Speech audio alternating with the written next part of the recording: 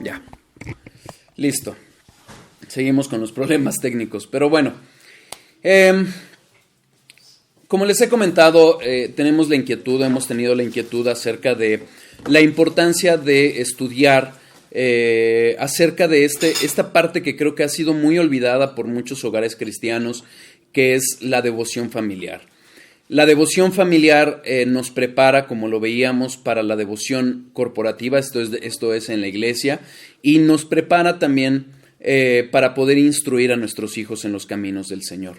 Y dentro de este tema estamos justamente analizando el libro, pequeño libreto que se llama booklet o folleto, que le llaman, de J.C. Ryle, Los deberes de los padres. En la ocasión anterior acerca de este tema, les di una pequeña introducción acerca de J.C. Ryle y voy a hacer un breve repaso de lo que vimos. Hablamos de la importancia que tiene en la sociedad, en el mundo, el poder preparar a nuestros hijos o a los hijos de cada hogar en los caminos del Señor. La enseñanza, la educación no son suficientes. El mejor ejemplo creo que es la sociedad alemana que dio lugar al nazismo, porque era una sociedad sumamente preparada, sumamente educada, pero evidentemente sin valores reales y eternos. Si bien Proverbios 22:6, que lo leo nada más de referencia, al rato, si llegamos a ese punto, vamos a volverlo a tomar, nada más quiero leerlo para podernos ubicar en este tema. Proverbios 22:6 enseña lo siguiente.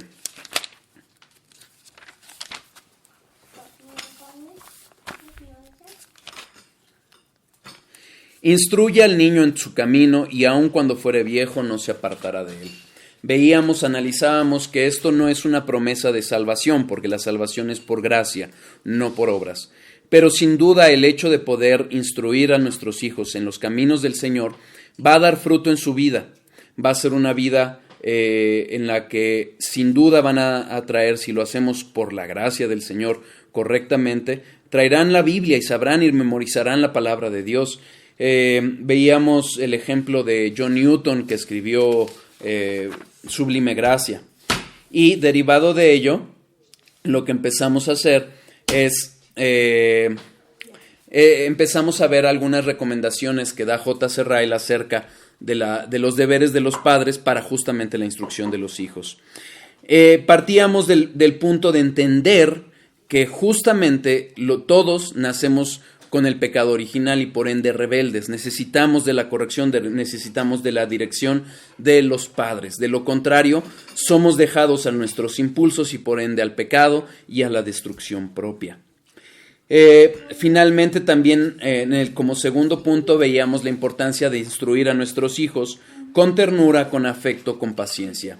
Vamos a lograr mucho más haciéndolo con amor, con la gracia, con la misma gracia que Dios nos ha tratado a todos nosotros, que nos ha corregido, que nos ha instruido, que nos ha llevado a sus caminos, haciéndolo con nuestros hijos. La severidad y la dureza va a producir frialdad o frivolidad y rechazo en nuestros hijos. Entonces tenemos que orar mucho para ser pacientes, para poderlo hacer correctamente, para tener ese amor, esa paciencia, esa gracia para poderlos instruir. Incluso poníamos el ejemplo de el hijo de Saúl, Jonatán, como él, siendo amigo de David, terminó desobedeciendo a su papá, justamente viendo la severidad con la que su papá actuó. ¿Ok? Básicamente, esos son los dos primeros deberes que repasamos en el primer estudio de esta sección del libro o del folleto de J.C. Ryle. Y hoy, si Dios nos lo permite, vamos a ver un par más. Si acaso uno tercero, pero no creo la verdad que lleguemos. El tercero, instruir a sus hijos con la permanente convicción de que mucho depende de nosotros. Sabemos, hermanos, que si hoy tenemos una Biblia enfrente de nosotros, si hoy oramos, si hoy hemos sido movidos por Dios de alguna u otra forma a venir y a escuchar un poco más de su palabra, es gracia. Pero eso, la gracia y la soberanía de Dios no excluyen en absoluto la responsabilidad del hombre. Sepamos que es gracia lo que nos mueve, sepamos que es gracia la que va a llevar a nuestros hijos a conocer de Dios, y esa es su voluntad, pero también sepamos que somos responsables. La gracia es el más fuerte de todos los principios. Cuando nosotros vemos, sobre todo en aquellos que fuimos salvados por el Señor ya en una vida adulta, ya después de haber cometido muchos errores en nuestras vidas, habiendo cometido muchos pecados y viviendo muchas consecuencias de nuestros pecados, podemos ver la importancia y la fuerza de la gracia. ¿Cómo podemos entender que un borracho, un depravado, hasta violadores, asesinos, han sido salvados justamente por el poder de la gracia de Dios? Si recuerdan, hace unas semanas, en el mes de mayo, yo les envié una pequeña reflexión de George Whitefield. Esta reflexión decía: no podemos cambiar nuestro corazón más de lo que podemos voltear el mundo al revés. Es decir, no podemos hacer nada si no es por la gracia de Dios. Cristo dice: fuera de mí o separados de mí, nada podéis hacer. Y es una realidad que nosotros debemos de entender. Dice Jeremías, acompáñenme a Jeremías 13:23. Jeremías 13:23.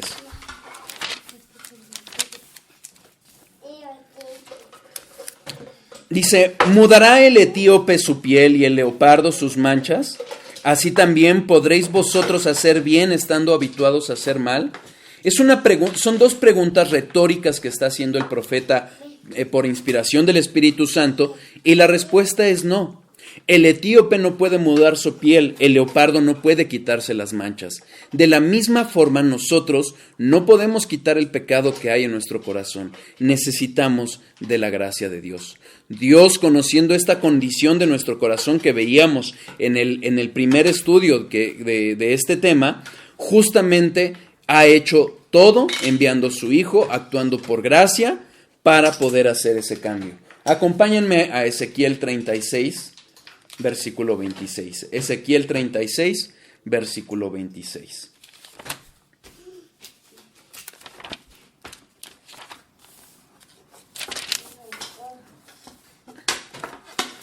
Os daré corazón nuevo y pondré espíritu nuevo dentro de vosotros, y quitaré de vuestra carne el corazón de piedra y os daré un corazón de carne. Es Dios en su poder, en su gracia, que hace lo que es necesario, lo que nosotros no podemos hacer, el nuevo nacimiento, para que entonces podamos ir a los pies de Cristo, arrepentirnos y servirle. La gracia de Dios no es un permiso para pecar. La gracia de Dios es el poder de Dios para poderle servir. ¿Queda claro? Entonces, esta es una realidad de la que debemos partir. Necesitamos la gracia de Dios para obrar. No obstante ello, debemos de entender que mucho depende de nosotros.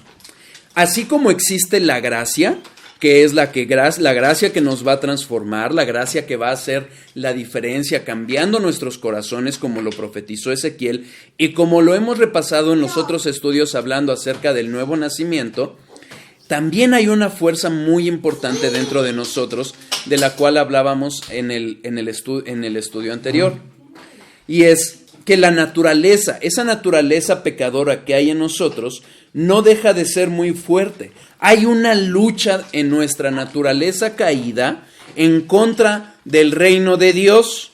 Acompáñenme a Génesis 6, por favor.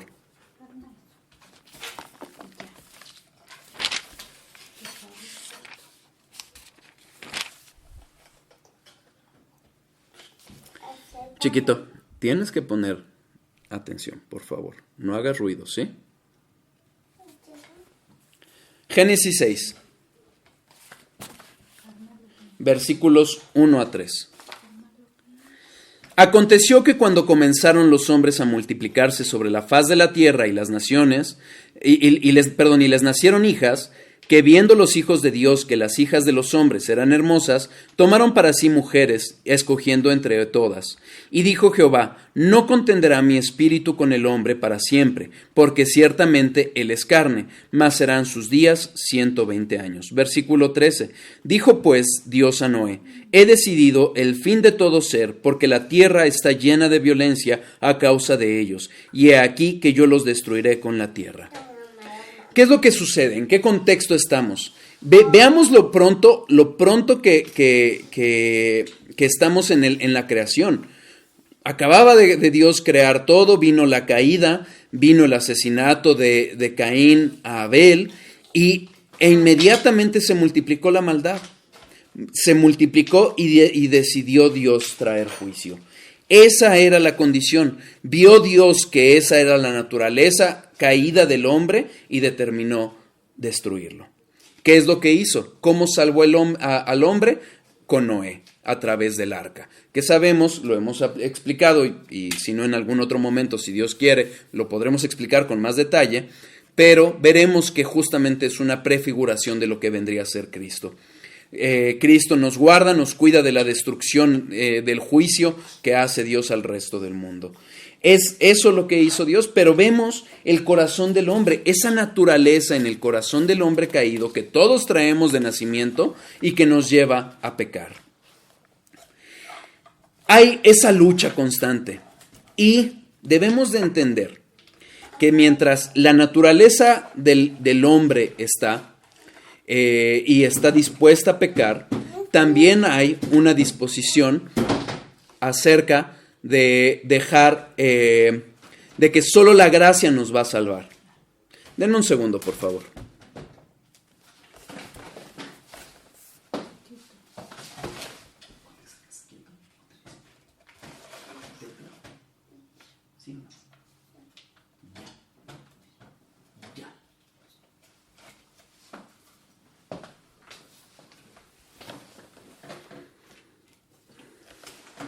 Disculpen la interrupción. Entonces, vemos esta lucha. Además de eso, de la gracia salvadora, que es la que hemos estado hablando y que es infinitamente más poderosa, sin duda, que nuestra propia naturaleza pecaminosa, hay una gracia común que Dios ha dado a todos los seres humanos. Y esa gracia común también se refleja en la educación que como padres le damos a nuestros hijos. Los primeros hábitos que nosotros instruimos a nuestros hijos, significan una parte muy importante en el crecimiento de cada uno de ellos. Si lo hacemos bajo los principios bíblicos, con la instrucción bíblica, va a tener un impacto mucho más fuerte, porque es Dios quien nos conoce y que nos ha dado la solución, nos ha dado la realidad de lo que podemos percibir, de la condición de nuestro corazón, que hace justamente posible lo que necesitamos nosotros. La disciplina, la instrucción, todo lo que es necesario para corregir nuestros caminos. Nuestro carácter toma una forma, un molde que impregna mucho en nuestro ser, y que parte mucho de los primeros años de vida que tenemos. No es determinante, no, lo hemos visto, la gracia nos puede salvar, pero ese impacto que hagamos en nuestros hijos desde pequeños, va a impactar en el resto de su vida. Dependemos en gran medida de lo que nos crían. Muchas veces vemos en nuestros propios hijos reflejos de nosotros mismos, gustos, expresiones, reacciones, lenguajes. Como niños nos contagiamos de los modales y de las conductas y del pensar de nuestros papás. Solo el tiempo podrá mostrar lo que debemos a nuestras primeras impresiones, cuán impactados seremos en un futuro. Cuántas cosas en nosotros podrán ser germinadas de las semillas que nos fueron dadas. Pero ojo, todo esto que sucede en la infancia de los hijos es un arreglo misericordioso de Dios.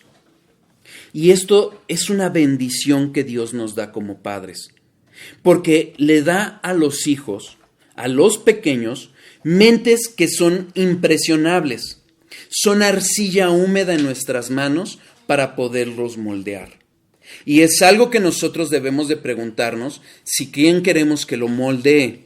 Nosotros bajo los principios bíblicos, bajo la cobertura de Dios, o dejándoselos al mundo, dejándoselas a una tablet, a un celular, a la televisión, con todos los desvalores que el mundo acarrea.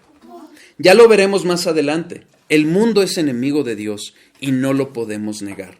Pero Dios nos ha dado esa bendición que en las mentes de nuestros pequeños son mentes moldeables, como dice Ryle, como arcilla húmeda que podemos moldear.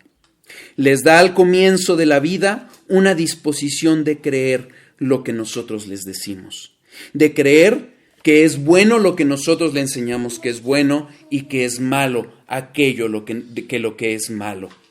He de ahí la importancia de que nosotros mismos estemos en un contacto constante con la palabra de Dios, con los medios de gracia que Dios nos ha dado, para que primero nuestra propia mente, nuestro propio corazón estén impactados, inmersos en la verdad bíblica y así podamos enseñárselas a nuestros hijos. Sin duda, no es una cuestión nada más de enseñar en la mente, se trata de vivirlo. Porque lo que podemos enseñar con nuestra boca lo podemos destruir con nuestro testimonio. Tengamos cuidado de eso. Pero esa bendición, esa es una bendición que Dios da no solo a los hijos de los creyentes, lo da a todo niño, a todo pequeño que ha nacido en esta tierra. Esa mente dispuesta a creer lo que los papás les dicen. Por eso da mucha tristeza ver cómo hay papás que les juegan bromas pesadas a sus hijos, lo graban y lo suben a las redes y es una burla y todo por ganarse un like y no saben el daño que les están haciendo. ¿Cuántos les enseñan acerca de seres ficticios en las fiestas navideñas o a principios de año? Y cuando se dan cuenta que no existen, ¿qué es lo que sucede? Van a dudar de todo aquello que les ha enseñado sus papás. La moldeabilidad que tienen, o la maleabilidad, mejor dicho, de las mentes de nuestros hijos es una bendición que Dios nos ha dado. Como dice Ryle, en suma, una oportunidad preciosa de hacerles bien. Asegurémonos de no descuidar o desaprovechar esta oportunidad. Hoy, tristemente, hay muchos niños que han crecido, pero no han madurado. Yo he escuchado a muchos pastores que en las iglesias escuchan las quejas de las hermanas jóvenes diciendo que no encuentran con quién casarse porque pues, los jóvenes que se dicen creyentes son jóvenes que se la viven jugando videojuegos, que no ven hacia futuro, que su mayor visión es poder satisfacerse. Entonces vemos a niños criando a niños. Preparémonos, conozcámonos y enseñemos a nuestros hijos acerca de Dios. Es importante que nosotros estemos debidamente preparados. ¿Cuándo vamos a estar preparados? Nunca. Es un ejercicio continuo de arrepentimiento, de conocer a Dios, de crecer en la gracia del Señor, en la gracia y el conocimiento del Señor. Pero justamente necesitamos esa bendición de Dios para poder seguir adelante. Acompáñenme a Mateo 15, versículo 14.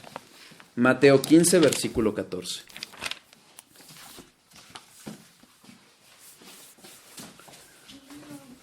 Cuando nosotros vemos a esos niños guiados por niños, pero también por padres que descuidan esta labor tan importante de instruirlos en los caminos del Señor, podemos recordar estas palabras de Jesús. Dejadlos, son ciegos guías de ciegos, y si el ciego guiara al ciego, ambos caerán en el hoyo. Habla justamente de los malos maestros que tenía el pueblo de Israel. Pero sin duda se aplica hoy. Si nosotros no nos preparamos, si nosotros no estamos en continuo en ese ejercicio constante de buscar a Dios, no vamos a ser diferentes de esos ciegos guiando a ciegos, porque ellos son niños, necesitan de nosotros. ¿Qué tiempo dedicamos no solo a su instrucción, sino a nuestra propia instrucción en los caminos del Señor? Dice J.C. Ryle: cuídese de ese miserable error en que han caído algunos, que los padres no pueden hacer nada por sus hijos, que no se los debe molestar, que se debe esperar la gracia y estar quietos. Eso es una falsedad. Hoy el mundo, ustedes fíjense, una de las grandes engaños que la educación moderna tiene es que se cree que los niños nacen buenos o como una hoja en blanco en que la diferencia es la educación. Y eso no es cierto. Cualquier padre que haya tenido pequeños a su cargo sabrá cómo la envidia, el odio, el narcisismo están en los corazones de los hijos porque quieren todo para sí y solo quieren satisfacer sus deseos. La realidad es que nacemos con el pecado original y eso nos va a llevar a la perdición. Y no nos equivoquemos, no hay educación neutra. La educación secular está impregnada de dogmas, está impregnada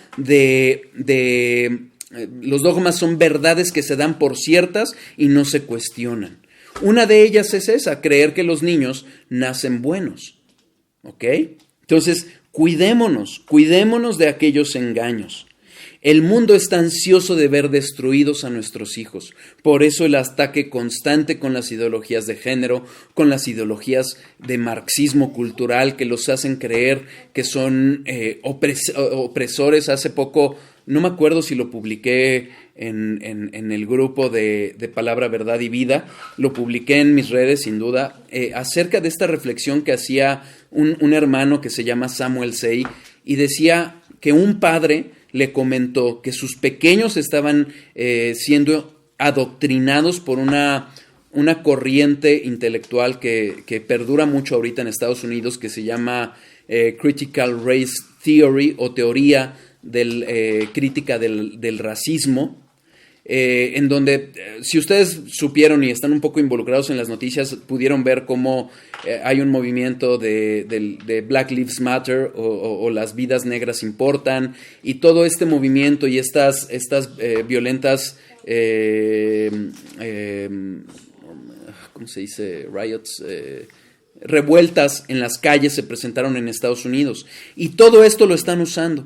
Entonces, este hermano reflexionaba en algo que le decía a este padre de familia, y le decía que sus hijos, esos pequeños, que antes no veían colores de piel en sus compañeros, hoy ya los veían, terriblemente adoctrinados. Y es una tristeza ver padres totalmente dejados por lo que les han enseñado los medios y totalmente adoctrinados. Tengamos cuidado, cuidemos a nuestros hijos. El diablo se regocija de ver este razonamiento porque ve a pequeños dejados a lo que el mundo les enseña y se aprovecha de ello. Ya veremos, primero Dios, en el siguiente estudio del conocimiento de Dios, que estamos hablando de Dios veraz, veremos cómo el padre de mentira es Satanás y cómo usa las mentiras para destruir. Entonces, no descuidemos a nuestros hijos. Nuestros hijos Dios nos los ha dado y Dios nos los ha dado para que los criemos en sus caminos. Acompáñenme a Lucas 13:34.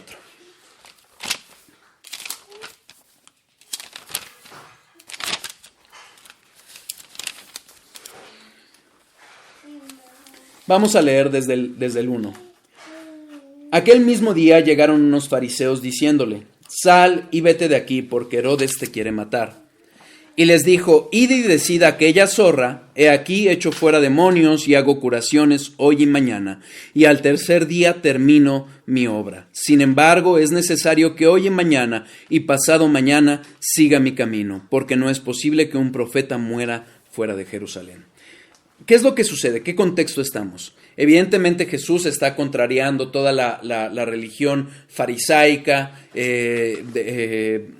anquilosada que tenían los judíos, y ellos se ven afectados. Entonces, evidentemente, quieren deshacerse de Jesús. Y una de las formas que querían era que dejara de predicar, que tuviera miedo y dejara de su ministerio. Jesús dice, no, yo tengo que acabar la obra a la que vine aquí a hacer. Pero fíjense en esta reflexión que hace. Versículo 34. Jerusalén, Jerusalén, que matas a los profetas y apedreas a los que te son enviados. ¿Cuántas veces quise juntar a tus hijos como la gallina a sus polluelos debajo de sus alas y no quisiste? ¿Qué es lo que sucede? Jesucristo se duele de esta realidad.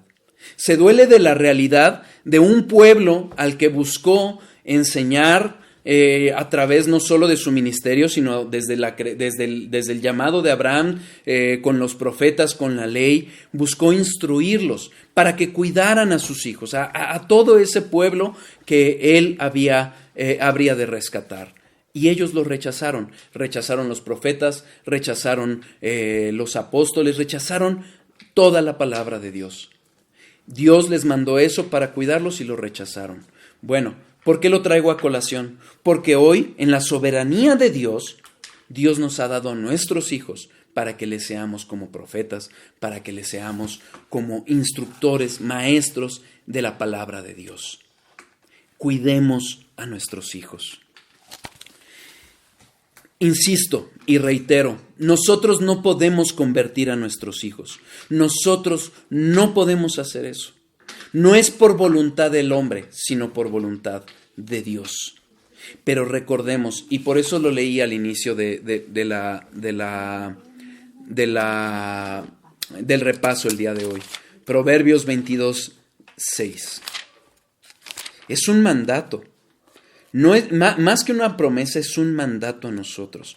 Proverbios 22:6. Instruye al niño en su camino, y aun cuando fuere viejo, no se apartará de él. Hagamos caso. Dice J.C. Ryle, Dios nunca ha dado al hombre un mandato sin darle la gracia para cumplirlo. Dios nos ha dado el mandato y nos ha dado la gracia, nos ha dado los instrumentos. No necesitas un título, no necesitas una maestría. Dios nos ha dado todo para poderlos instruir. Tenemos una Biblia, tenemos la palabra de Dios en nuestras manos para hacerlo. Nuestro deber no es de quedarnos cruzados y discutir, sino marchar hacia adelante y obedecer. Eso es lo que tenemos que hacer.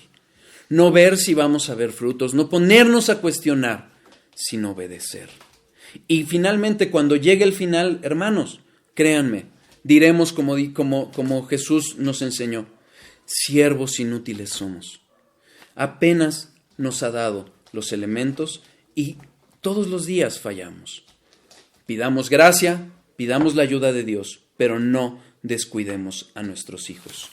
Acordémonos de algo, sin duda, es la gracia de Dios y solo la gracia de Dios la que los hará nacer de nuevo. Juan 1:12-13 dice, mas a todos los que le recibieron, a los que creen en su nombre, les dio potestad de ser hechos hijos de Dios, los cuales no son engendrados de sangre, ni de voluntad de carne, ni de voluntad de varón, sino de Dios.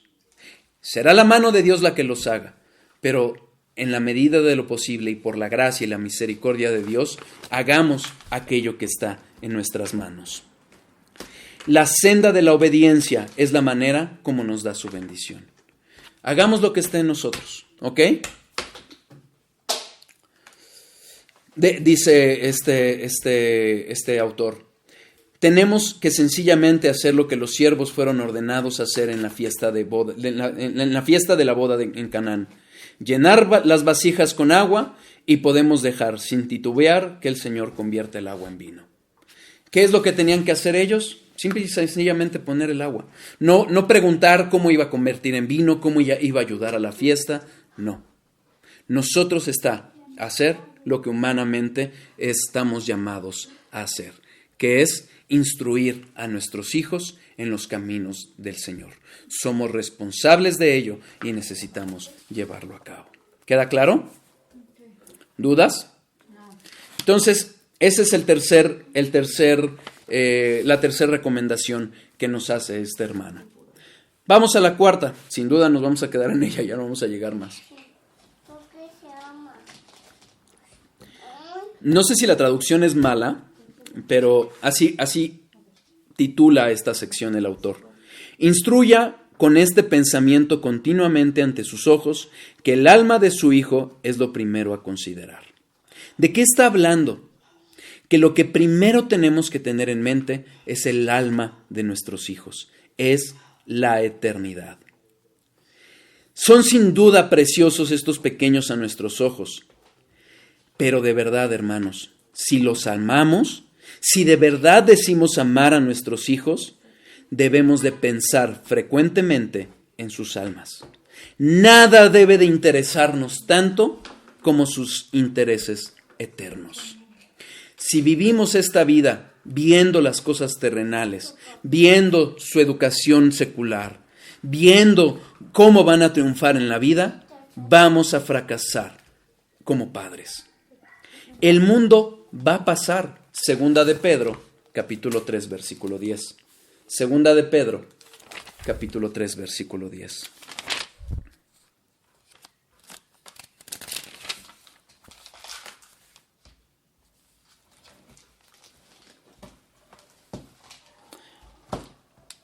Vamos a leer desde el 8. Mas, oh amados, no ignoréis esto, que para con el Señor un día es como 1000 años y 1000 años como un día. Si recuerdan cuando hablamos acerca de la eternidad, justamente referimos a este punto. Versículo 9. El Señor no retarda su promesa, según algunos la tienen por tardanza, sino que es paciente para con nosotros, no queriendo que ninguno perezca, sino que todos procedan al arrepentimiento. Pero el día del Señor vendrá como ladrón en la noche, en el cual los cielos pasarán con grande estruendo, y los elementos ardiendo serán deshechos, y la tierra y las obras que en ella hay serán quemadas. Versículo 11. Puesto que todas estas cosas han de ser deshechas, ¿cómo no debéis vosotros andar en santa y piadosa manera de vivir, esperando y apresurándoos para la venida del día de Dios, en el cual los cielos encendiéndose serán deshechos y los elementos siendo quemados y se fundirán? Hermanos, este mundo es desechable. Este mundo es desechable. Nuestra profesión, nuestros logros personales, nuestras distracciones, nuestro equipo favorito, todo ello va a pasar. La educación que tengan, los títulos colgados en la pared, los logros científicos que lleguen a hacer en cualquier rama que se dediquen, van a pasar. Debemos de ver a nuestros hijos con una visión de eternidad, con la vista en sus almas eternas. El espíritu que mora en nuestros hijos, en nuestras pequeñas criaturas a quienes decimos amar, van a sobrevivir a ese tiempo, a ese día del juicio, sea para vida eterna o para muerte eterna en el sentido de la condenación. Marcos 8:36. Marcos 8:36.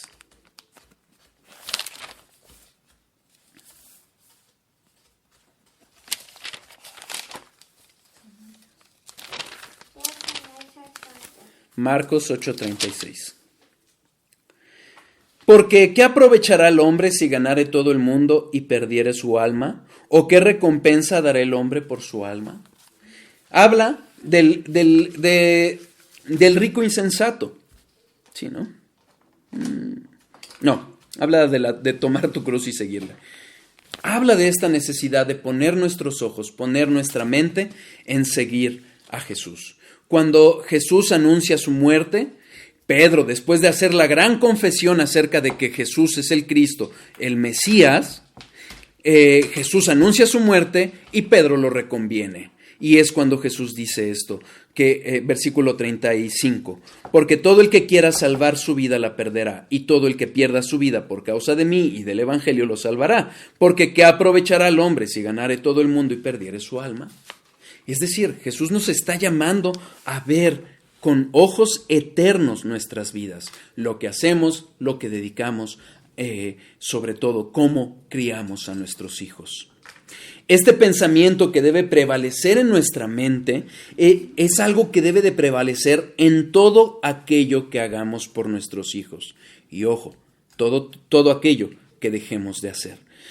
Cada paso, cada plan, cada actividad, toda decisión que tomemos, debemos de hacernos una pregunta trascendente. ¿Cómo afectará a sus almas? Dice Ryle, lo cito: el amor al alma es el alma de todo amor. Si nosotros amamos a alguien y no ponemos los ojos en su alma, en aquello que va a beneficiar eternamente, no estamos amando, por lo menos no bíblicamente. Estamos amando como el mundo ama. Sigo con la cita del autor.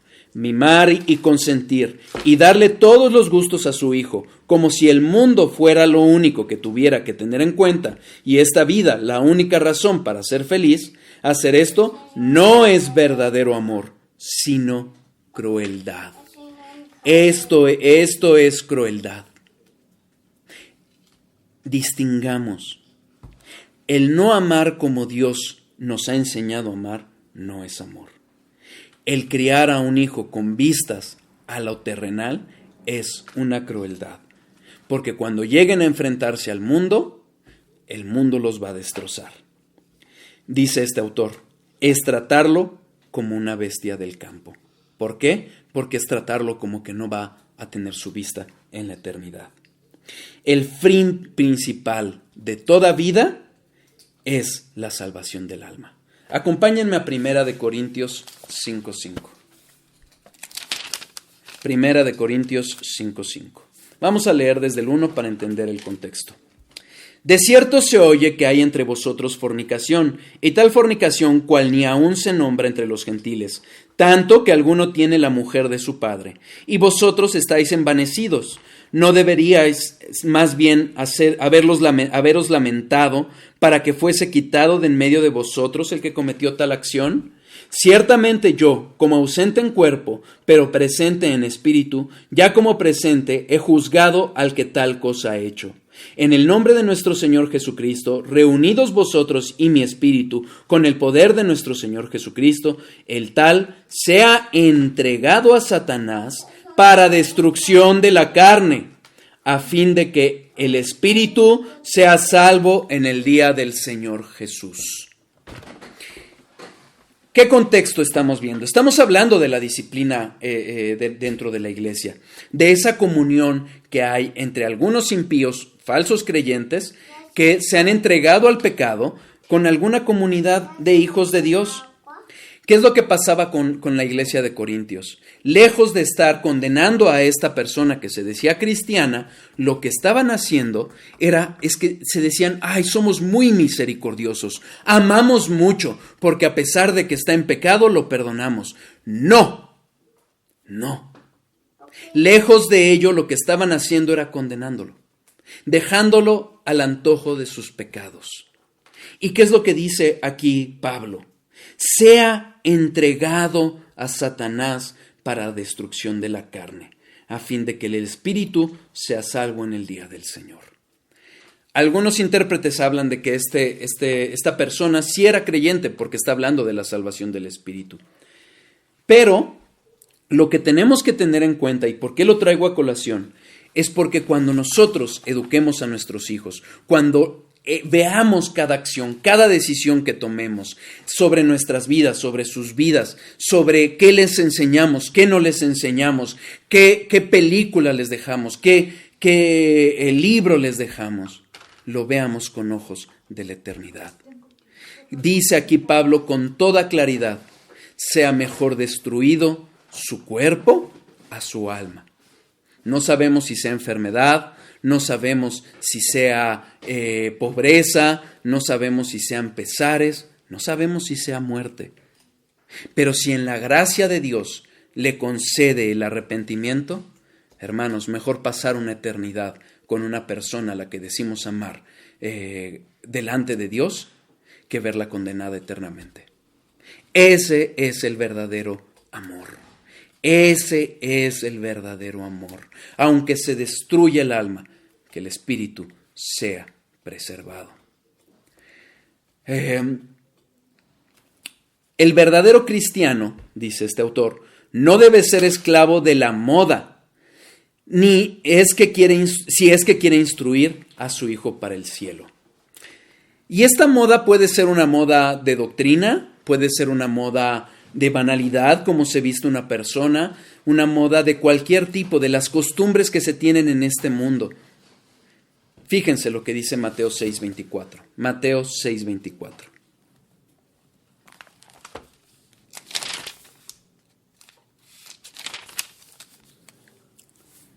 Ninguno puede servir a dos señores, porque o aborrecerá al uno y amará al otro, o estimará al uno y menospreciará al otro. No podéis servir a Dios y a las riquezas.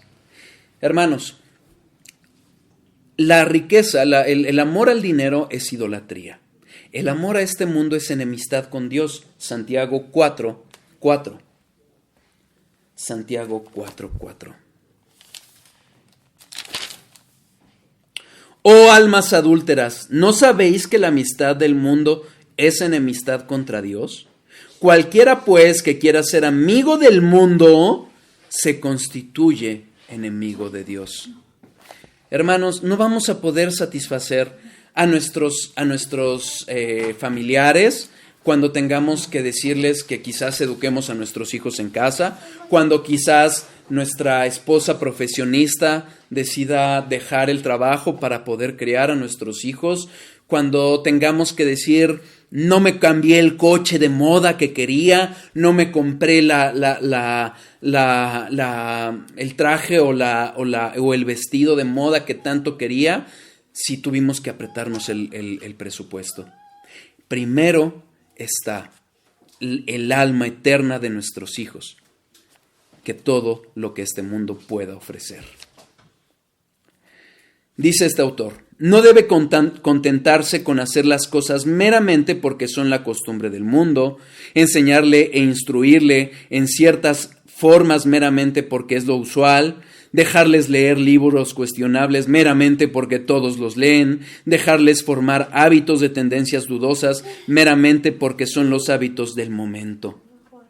Ay, es que el Halloween es bien bonito. ¿Y el impacto en sus almas? Ay, es que yo me acuerdo cuando recibía a los santos reyes de niño. ¿Y el impacto en sus almas? Ay, es que mira esta graciosada que hizo para que él se anime y entonces reciba muchos likes. Cuidado, cuidado. De muchas formas este mundo intenta arrebatar a nuestros hijos. Tengamos cuidado con ello.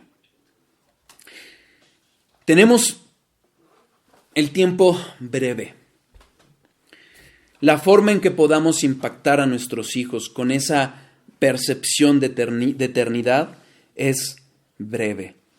El que instruye a sus hijos para el cielo, más bien que para la tierra, para Dios más bien que para el hombre, este es el padre de familia que al final será llamado sabio. Son almas eternas las que Dios nos ha dado, son almas eternas las que ha puesto en nuestras manos. De ellas habremos de dar cuenta. ¿Para qué los criamos? ¿Para el mundo o para Dios? ¿Qué les enseñamos? ¿Las tendencias de este mundo? ¿Las modas de este mundo? ¿Porque son bonitas? ¿Porque si no el mundo nos va a decir que somos extraños? ¿O les presentamos al único y verdadero Dios? No solo de palabra, no solo con estudios, no, con vida. Reflexionemos en ello. ¿De acuerdo? Supongo que no hubo dudas, comentarios, no vi aquí que los hubiera. Espero que haya sido de bendición. Me dicen sus comentarios si les pareció bien el acceso a esta plataforma o no. Voy a detener las grabaciones. Un segundo.